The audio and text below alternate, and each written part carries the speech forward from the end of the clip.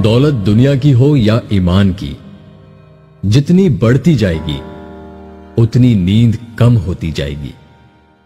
लोगों को आप में तब्दीली नजर आ जाएगी, लेकिन अपना वो रवैया नजर नहीं आएगा जो इस तब्दीली की वजह बनी।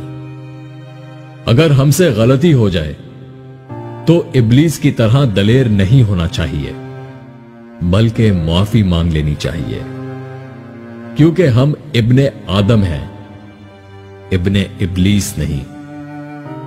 वक्त आपको बता देता है कि लोग क्या थे और आप उन्हें क्या समझते थे।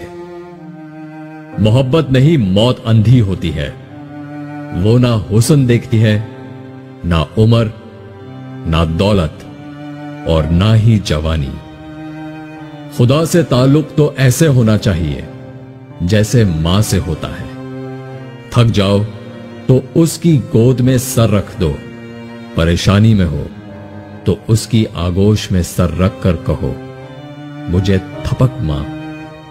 तेरी थपक में पता नहीं क्या जादू है कि सारे दुख दूर हो जाते हैं। सादगी का फतवा तो सब देते हैं, मगर मरता हर कोई बेहयाई पर है।